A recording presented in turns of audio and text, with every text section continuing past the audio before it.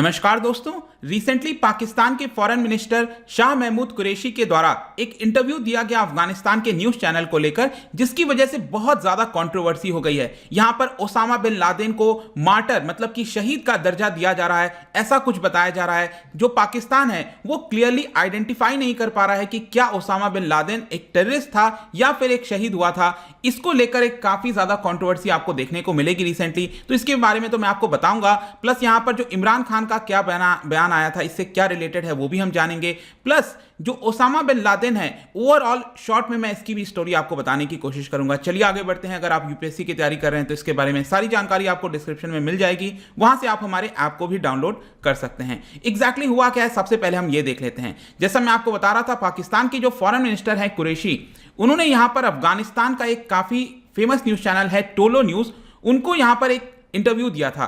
और इस इंटरव्यू के अंदर उनसे पूछा गया कि क्या आप ओसामा बिन लादेन को टेररिस्ट मानते हो या फिर मार्टर मानते हो, शहीद मानते हो या फिर एक आतंकवादी मानते हो। तो आप जस्ट इमेजिन करके देखो, उनका जो रिप्लाई था, ऑब्वियस सी बात है, सब लोग यही एक्सपेक्ट कर रहे थे कि टेररिस्ट रिप्लाई होना चाहिए, बहुत ही सिंपल है, इसमें कोई रॉकेट साइंस तो है नहीं। लेकिन उन्होंने अपने आंसर में कहा आई विल लेट दैट पास, मतलब कि उन्होंने इस क्वेश्चन का आंसर नहीं दिया। उन्होंने कहा कि मैं इस क्वेश्चन को पास करता हूं। ये कुछ वैसा ही वाला हो गया, अगर मैं आपसे क्वेश्चन पूछूं कि क्या आप अपने देश से प्यार करते हो, तो जाहिर सी बात है आपका आंसर यस में आएगा, यस मैं प्यार करता हूं अपने देश से। और अगर आप ये क्वेश्चन आंसर दोगे कि no I let that pass, तो इससे साफ जाहिर होता है कि आप इस अपने देश से प्यार नहीं करते हो। तो सेम यहां पर चीज देखने को मिलता है कि पाकिस्तान अभी भी जो ओसामा बिन लादेन है उसको टेररिस्ट ना मानकर अभी भी शहीद के तौर पर देखता है। लेकिन क्वेश्चन ये आता है कि उनसे ये अभी क्वेश्चन क्यों पूछा गया, मतलब कि फॉरेन मिनिस्टर से ऐसा क्या हुआ था कि उनसे अभी के लिए क्वेश्चन पूछा गया। बेसिकली लास्ट ईयर कुछ इस तरह का हुआ था कि जो पाकिस्तान के प्राइम मिनिस्टर है इमरान खान, उन्होंने पार्लियामेंट में ओसामा बिन लादेन को मार्टर का दर्जा दे दिया था, मतलब मार्टर बोल दिया था, शहीद बोल दिया था। इसी को लेकर यहां पर उनसे क्वेश्चन पूछा गया कि इमरान खान का यह जो बयान था, इसको लेकर आप क्या सोचते हो। तो जो कुरैशी हैं उन्होंने कहा था कि नहीं, यहां पर जस्ट मिसकोट किया गया है, कई सारे जो मीडिया हाउसेज हैं उन्होंने इसको जस्ट फ्रेम अप कर दिया है, ऐसा मतलब नहीं था इमरान खान का। लेकिन जब उनसे खुद डायरेक्टली क्वेश्चन पूछा गया, अच्छा ठीक है वो चलो मिसकोट हो गए होंगे, आपका क्या सोचना है कि क्या वो मार्टर था कि टेररिस्ट था, तो उन्होंने आंसर दिया कि no I will let that pass. तो आई एम श्योर कि अब आप समझ ही सकते हो कि किस तरह से यहां पर जो पाकिस्तान है उसको एक्सेप्ट नहीं कर रहा है एज अ टेररिस्ट। और यहां पर और भी कई सारी चीजें हुई थी, जैसे कि तालिबान को लेकर काफी ज्यादा प्रश्न होता था। सबको पता है कि अफगानिस्तान के अंदर कितना बड़ा टेररिज्म फैलाया जा रहा है तालिबान के द्वारा। तो यहां पर जो पाकिस्तान है उसका यह कहना है कि अगर आपको लगता है कि तालिबान इसके लिए जिम्मेदार है तो यह एग्जैजरेशन होगा। बेसिकली उनका इशारा भारत की तरफ जा रहा था कि नहीं, भारत का रोल लग रहा है वहां पर आतंकवाद फैलाने के लिए। तो इस तरह की चीजें वो बयान देता रहता है। लेकिन मैं आपको बता दूं कि तालिबान के अंदर आप देखोगे जो कई सारे सेक्शंस बनाए गए हैं वो पाकिस्तान के कई शहरों के नाम पर हैं, जैसे क्वेता हो गया, पेशावर हो गया, उस तरह के नाम पर आपको यह देखने को मिलेगा। और इस इंटरव्यू के अंदर एक और प्रश्न पूछा गया कुरैशी से कि लश्कर-ए-तैयबा हो गया, जैश-ए-मोहम्मद हो गया, ये जो टेररिस्ट ग्रुप हैं क्या पाकिस्तान के अंदर ये बेस्ड हैं। तो कुरैशी का देखिए यहां पर भी क्या ये जो जवाब आया था, सब we are supporting no terrorist group, हम किसी भी टेररिस्ट ग्रुप को सपोर्ट नहीं करते हैं। तो जो इंटरव्यूअर था उसने कह दिया कि हो सकता है कि आप इसको टेररिस्ट ग्रुप नहीं मानते होगे, तो आराम से यहां पर आपके जो लैंड पर ये वर्क कर सकते हैं। तो इस तरह की डायरेक्टली आपको चीजें देखने को मिलेंगी। इनफैक्ट भारत के द्वारा और अफगानिस्तान के द्वारा, दोनों के द्वारा जो क्रॉस बॉर्डर टेररिज्म है उसका लगातार आरोप लगाया गया है। बोला जाता है कि पाकिस्तान की तरफ से एक्सपोर्ट किया जाता है टेररिज्म को, जो कि पूरी तरह से गलत है। अब यहां पर इमरान खान के द्वारा क्या हुआ था, मैं भी ये भी आपको बता देता हूं। 2020 में चर्चा हो रही थी टेररिज्म वगैरह को लेकर वहां पर पार्लियामेंट में, और तब उन्होंने, इमरान खान ने 9/11 का जो मास्टरमाइंड है ओसामा बिन लादेन, उसको मार्टर के तौर पर बोला। बेसिकली उन्होंने एक स्टेटमेंट दिया था और यह कहा था I will never forget how we Pakistanis were embarrassed. किस तरह से हम जलील हुए थे पाकिस्तानीज जब अमेरिका के नेवी जो है, अब अमेरिका की जो सैनिक है वो अबोटाबाद में आ गई थी और वहां से ले जाकर ओसामा बिन लादेन को जो है मारा गया था, वो शहीद हुए थे, ही वॉज मार्टर्ड। उन्होंने उर्दू, ये जो शहीद है वो उर्दू शब्द है और जिसका अर्थ होता है मार्टर। तो इसको लेकर काफी ज्यादा जो कंसर्न है वो रेज हुआ था कि किस तरह से यहां पर मार्टर कह सकते हैं। सिर्फ यही वाले नहीं, एक और वीडियो रिसेंटली सरफेस हुआ था जिसमें बताया जा रहा है कि जो इमरान खान है वो एक्सेप्ट करने के लिए तैयार नहीं है कि जो बिन लादेन था, ओसामा बिन लादेन, वो एक टेररिस्ट था। तो ये तो पूरी चीजें हो गई जो कि अभी तक हुआ है। अब इमरान खान ने ऐसा क्यों बोला, किस लिए बोला, तो वही बता सकते हैं, क्या पब्लिक के सेंटिमेंट को देखते हुए बोला, जो भी हुआ होगा, लेकिन ये इस समय तथ्य है, फैक्ट है। और अभी भी आप देख सकते हो जो कुरैशी हैं, फॉरेन मिनिस्टर पाकिस्तान का एक्सेप्ट करने के लिए तैयार नहीं है। जहां तक ओसामा बिन लादेन की बात है, जल्दी से मैं आपको इसके बारे में बता देता हूं। 1957-58 के आसपास बताया जाता है कि सऊदी अरब की जो कैपिटल है रियाद, वहां पर इसका जन्म होता है। और इसके जो पिताजी हैं मोहम्मद बिन लादेन, उसके 52 चिल्ड्रन थे। जी हाँ, 52 चिल्ड्रन, जिसमें से ये 17th चिल्ड्रन था। इसके पिताजी बेसिकली यमनी इमिग्रेंट थे, यमन के थे बेसिकली, लेकिन वो इमिग्रेंट हुए थे और काफी पैसा था इनके पास। सबसे बड़ा कंस्ट्रक्शन कंपनी जो है सऊदी किंगडम के अंदर ये चलाया जाता था इनके पिता के द्वारा। और इसमें से कई इनके जो भाई बहन हैं वो वेस्ट चले गए थे, एजुकेशन वगैरह ले रहे थे। ये यहाँ पर जो ओसामा बिन लादेन है वो जिद्दा में जो है वहीं पर पढ़ रहा था और उसने काफी यंग एज में शादी भी कर ली। और बेसिकली क्या किया इसने जो है, ये इस्लामिस्ट मुस्लिम ब्रदरहुड, इसको इसने ज्वाइन कर लिया।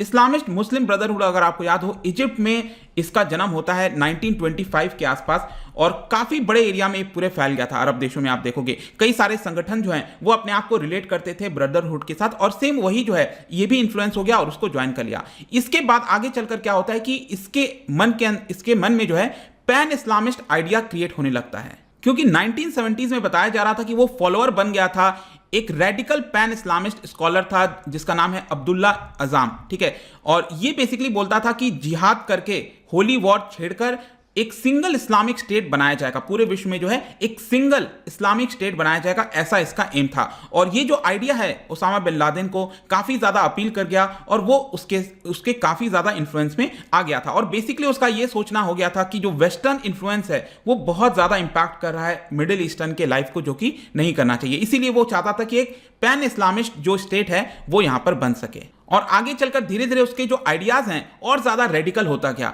1979 में आपको याद होगा जो सोवियत यूनियन है वो इन्वेड कर दिया अफगानिस्तान के अंदर। इसको देखते हुए ये क्या करता है कि ये पेशावर चला जाता है पाकिस्तान में, जो मैं आपको दिखा देता हूं, ये आप देख सकते हो यहां पर।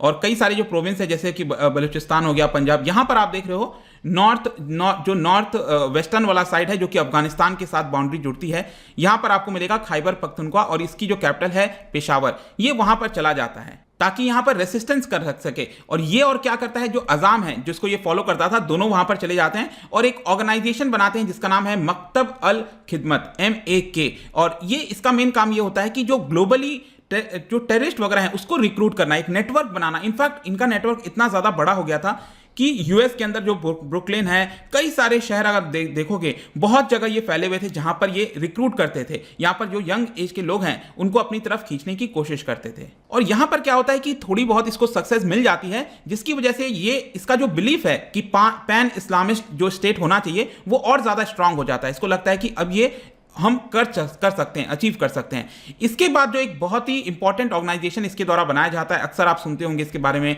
अल-कायदा इसी के द्वारा बनाया गया था 1988 में। तो यहां पर क्या होता है कि पहले क्या था, ये मिलिट्री कैंपेन टाइप के चलाया करते थे, लेकिन इसके बाद ये टेररिज्म के तौर पर और अच्छे से आगे बढ़ाया जा सके इस चीज को, इसके लिए अल-कायदा का जो निर्माण है वो करता है। और 1988 ही क्यों आसपास, क्योंकि आपको याद होगा जो सोवियत यूनियन है उन्होंने अपने आर्मी को विड्रॉ कर लिया था अफगानिस्तान से 1988-89 के आसपास। और उसी बात क्या होता है कि जो बिन लादेन है वो सऊदी अरब चला जाता है कुछ फंड रेज वगैरह करने के लिए। और उसके बाद बहुत ज्यादा जो टेररिज्म देखने को मिलता है 1990s में, काफी ज्यादा जो टेररिज्म है उसका डायरेक्ट आरोप इसी अल-कायदा के ऊपर लगाया जाता है। इनफैक्ट 1991-92 में पहली बार इस ऑर्गेनाइजेशन के द्वारा पहला बॉम्ब ब्लास्ट किया गया था यमन के अंदर, एडन में। यमन के अंदर एक होटल है वहां पर, और उसमें बताया जाता है कि अमेरिकन ट्रूप्स जो हैं वो पीस कीपिंग मिशंस वगैरह के लिए भेजे गए थे।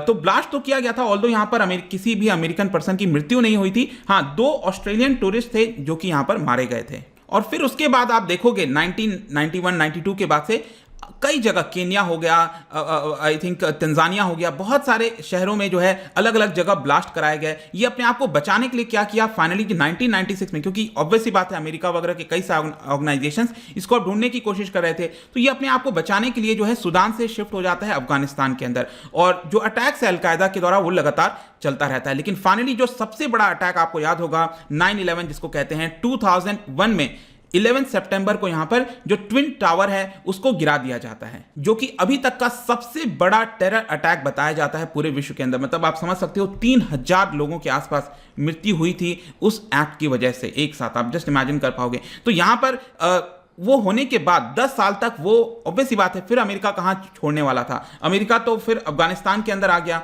उसको वही लग रहा था अफगानिस्तान वगैरह के अंदर छुपा होगा, ढूंढने की कोशिश की जा रही थी। तो आज जो बेसिकली आप प्रॉब्लम देखते हो ना, अमेरिकन ट्रूप्स विड्रॉ कर रहे हैं, वो वहीं से शुरुआत हुआ था 9/11 के बाद, जब अमेरिका जो है वो अफगानिस्तान पर आ गया था। उसके बाद क्या है कि ये जो बिन लादेन है वो अपने आप को छुपने की कोशिश कर रहा था, 10 साल तक छुपने की कोशिश किया। अक्सर कई बार इसके अलग अलग टीवी टेलीविजन वगैरह पर, रेडियो पर बयान आते रहते थे और ज्यादा भड़काने की कोशिश करता था, जो यंग जिहादीज हैं उसको अट्रैक्ट करने की कोशिश करता था। फाइनली जाकर जो अमेरिका की इंटेलिजेंस एजेंसी है CIA, सेंट्रल इंटेलिजेंस एजेंसी, आपने सुना होगा, इनके द्वारा इसको ट्रैक कर लिया जाता है। और ये भी अगेन कहां पाया जाता है? पाकिस्तान के अंदर अबोटाबाद। आप जस्ट इमेजिन करके देखो, इस्लामाबाद जो कैपिटल है वहां से मुश्किल से 50-60 किलोमीटर दूरी पर अबोटाबाद था। और अगस्त 2010 में जो अमेरिका की इंटेलिजेंस सर्विसेज हैं वो इसको ट्रैक कर लेते हैं और लगातार उसके ऊपर निगरानी रखने की कोशिश करते हैं। फाइनली जाकर ये लोग डिसाइड करते हैं कि नेवी सील्स के द्वारा यहां पर अटैक किया जाएगा, उसके कंपाउंड पर जहां पर ये पाया गया था। 2 मई 2011 को यहां पर नेवी सील्स ने अटैक कर दिया और उसको कैप्चर करके बताया जाता है कि हेलीकॉप्टर से, चॉपर से जो एयरक्राफ्ट कैरियर्स होते हैं वहां पर भेजा गया, इंडियन ओशन में भेजा गया और वहीं पर इसको दफनाया गया है, ऐसा बताया जाता है इंडियन ओशन के अंदर, ठीक है। और इसके अलावा मैं आपको यह भी बता दूं कि 2019 में, सितंबर 2019 में जो डोनाल्ड ट्रंप हैं उन्होंने कंफर्म किया कि जो इसका बेटा था बिन लादेन का, हमजा बिन लादेन, ये भी पोटेंशियल सक्सेसर माना जा रहा था अलकायदा का, और इसी की वजह से इसको भी यहां पर काउंटर टेररिज्म ऑपरेशन में मार दिया जाता है, ऐसा डोनाल्ड ट्रंप ने कंफर्म किया था। तो ये पूरा कहानी था। ये जो बिन लादेन है, जाहिर सी बात है बहुत ज्यादा टेररिज्म फैलाया था इसने, कितने लोगों को मारा था, और पाकिस्तान इसको टेररिस्ट ना बोलकर मार्टर, इस तरह के, मतलब आप टेररिस्ट नहीं बोल रहे हो, उसका मतलब साफ जाहिर होता है कि मार्टर का दर्जा अभी भी आप दे रहे हो उसको, और इसी की वजह से अचानक से बहुत ज्यादा जो कंट्रोवर्सी है वो इरप्ट हो गया है। तो आई होप कि इसके बारे में जो भी कुछ था आपको जानने को मिल गया होगा। अब क्यों बोला, किस लिए बोला इमरान खान थे, वो तो वही बता सकेंगे, बाकी जो इन्फॉर्मेशन थी वो मैंने आपको बता दिया है। जाने से पहले एक इंटरेस्टिंग क्वेश्चन आपके लिए लेकर आया हूं।